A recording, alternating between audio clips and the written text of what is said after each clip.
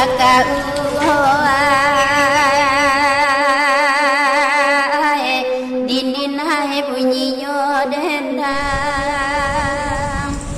mulai ya. Assalamualaikum warahmatullahi wabarakatuh. Jumpa kembali dengan channel Harimau Cupa. Kali ini kita akan berbincang-bincang dengan Buya Azhari Abdullah, seorang tokoh pemerhati budaya, pemerhati ekonomi, sosial, politik, pakar obat-obatan, ahli saraf dan lain sebagainya. Kali ini kita akan coba mendengar pemahaman dari beliau mengenai pengobatan medis ataupun non medis dan lain sebagainya. Apalagi hari ini dalam kondisi bangsa ini bahkan dunia dalam kondisi sakit. Kita lihat dari sudut pandang pengobatan, entah itu pengobatan tradisional ataupun bahkan ada yang mengatakan pengobatan kebatinan kah atau pengobatan dari herbal dan lain sebagainya. Kita coba meminta penjelasan dari beliau tentang hal-hal yang berhubungan dengan ilmu pengobatan. Silakan. Terima kasih Pak Ustaz atas kesempatan dan waktu yang diberikan. Ya, memang masalah kesehatan adalah hal yang sangat krusial atau sangat penting di dalam kehidupan, di mana yang menjadi tujuan dan hakikat kehidupan setiap orang mengharapkan kebahagiaan. Ada yang mencari kebahagiaan, ada yang beranggapan dengan ini dan itu sehingga bisa bahagia dan lain sebagainya. Salah satu yang menjadi syarat untuk mendapatkan kebahagiaan diantaranya adalah kesehatan. Jadi soal kesehatan, di mana zaman ini dunia medis, dunia pengobatan modern cukup berkembang. Berbagai alat yang mendukung proses atau menunjang masalah kesehatan cukup beragam. Namun di samping itu masih banyak persoalan-persoalan kesehatan yang masih menjadi misteri atau masih menjadi PR atau teka-teki bagi para peneliti maupun ahli kesehatan. Di antaranya seperti virus HIV, sejenis SARS, bahkan influenza, flu saja sampai hari ini belum ditemukan obat yang benar-benar paten untuk mengobatinya. Jadi dengan acuan dan sumber pemahaman bagi saya dari konsep leluhur, di mana seluruh peradaban telah mewariskan berbagai metode-metode peradaban, khususnya dalam pembahasan kali ini tentang kesehatan. Leluhur mewariskan berbagai metode pengobatan, sejak itu dari pengobatan menggunakan tanaman obat maupun menggunakan hewan. Ada yang memakai jenis hewan yang bagus untuk kesehatan ini segala macam. Begitu juga dengan tanaman ini bagus untuk penyakit ini itu segala macam. Ada juga yang memakai metode sejenis urut atau sejenis terapi pijat, atau ada juga yang mengembangkan dengan teori totok saraf. Ada juga yang mengembangkan tentang metode keseimbangan energi. Jadi sangat banyak metode-metode kesehatan yang diwariskan oleh leluhur kita. Dan sampai hari ini masih banyak masyarakat yang masih mempercayai atau mempraktekkan hal-hal itu. Dan cukup banyak masyarakat yang terbantu dengan berbagai metode-metode warisan ini.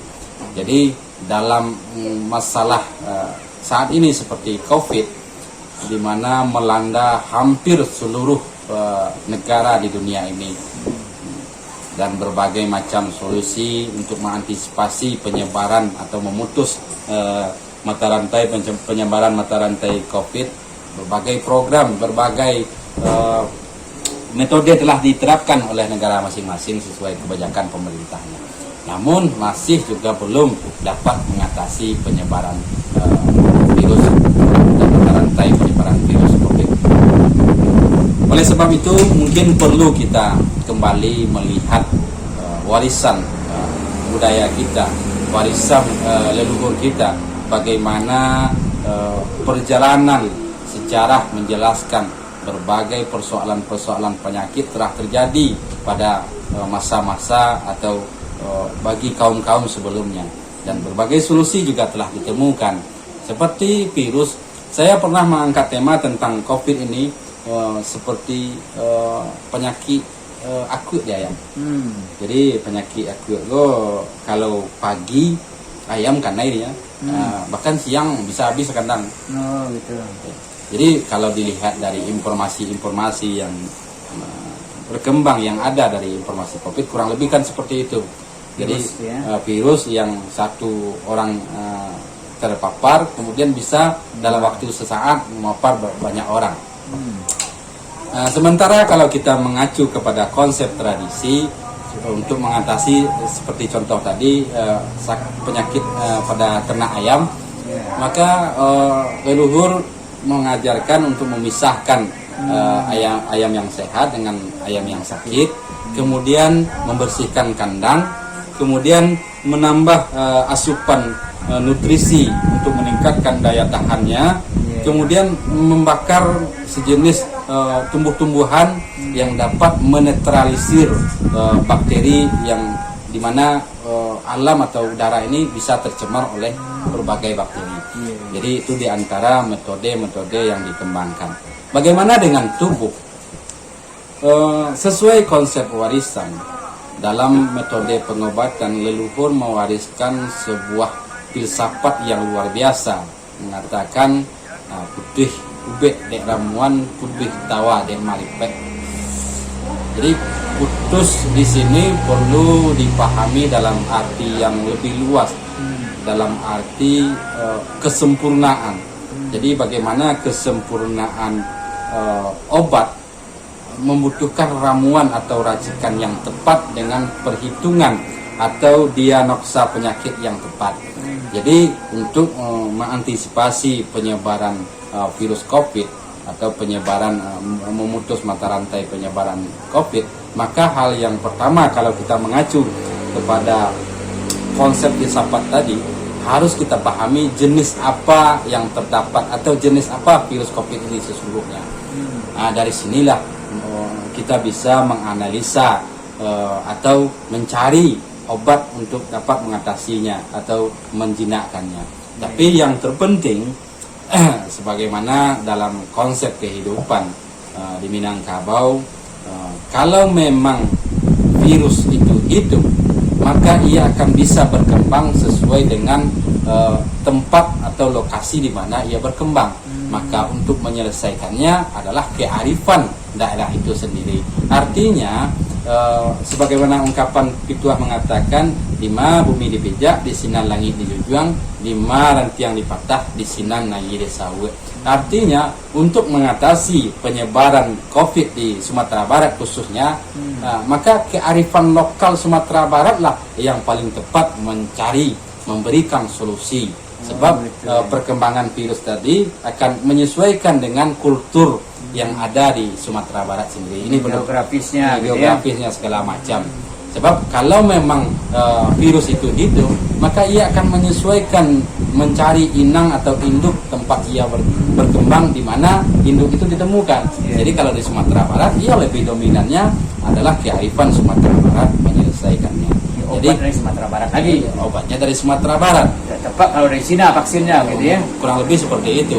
Nah, tapi walaupun sebagian orang berbicara tentang vaksin, tentang metode-metode lain, tapi di sisi lain banyak juga berita yang beredar bahwa orang-orang yang terpapar COVID, diantaranya ada kira-kira ini dari salah seorang di Padang menelpon karena ia dinyatakan terpapar COVID dan ia memutuskan untuk isolasi di rumahnya.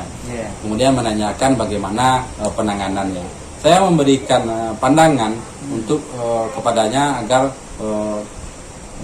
tetap tenang menghadapinya, tetap menjaga stamina, menjaga nutrisi atau konsumsi makanan. Hanya itu, sehingga dalam waktu 2 minggu dia melakukan tes kembali, tes swab, dinyatakan telah sehat dari COVID. Jadi itu di antara pengaman dari beberapa pengalaman dan saya melihat COVID, walaupun saya tidak bersosialisasi langsung, tidak berhadapan langsung, hanya melalui telepon. Tapi dengan metode-metode yang dikembangkan seperti itu, maka bisa dijadikan sebagai solusi. Jadi intinya dari beberapa pengalaman, metode pengembangan pengobatan yang dikembangkan secara tradisional adalah mengembangkan kemampuan diri dengan konsep keseimbangan, di mana adat Minangkabau menyusun berbagai konsep peradaban dengan acuan keseimbangan alam. Jadi alam yang wujud dengan kesempurnaannya menciptakan atau dilengkapi dengan ekosistem kehidupan yang saling berkaitan dan saling menguatkan satu sama lain. Sementara tubuh manusia ini secara konsep warisan adat mengatakan tubuh naskah alam, alam naskah tubuh. Artinya antara unsur alam dan unsur tubuh menurut leluhur kita memiliki unsur yang sama. Maka bahkan ada yang mengatakan alam luas bisa ditelusuri, sementara alam manusia yang lebih luas tidak mampu untuk ditelusuri. Jadi, tapi di sisi lain gambaran dari leluhur kita bagaimana kita memahami alam untuk memahami rahasia tubuh, dan begitu sebaliknya, bagaimana memahami tubuh untuk memahami rahasia alam.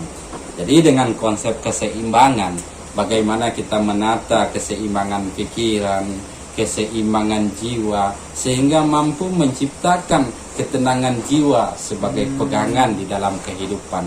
Ketika jiwa kita tenang, maka seluruh sistem organ maupun sistem saraf di dalam tubuh akan bekerja maksimal untuk memperbaiki berbagai sel-sel yang rusak, berbagai sel tubuh yang rusak. Maka tubuh memiliki kemampuan. Inilah kesempurnaan manusia diciptakan Tuhan, dilengkapi dengan berbagai kemampuan untuk mengobati diri sendiri, dan yang menjadi kuncinya harus menjaga keseimbangan tubuh secara utuh. Tiada keseimbangan lah.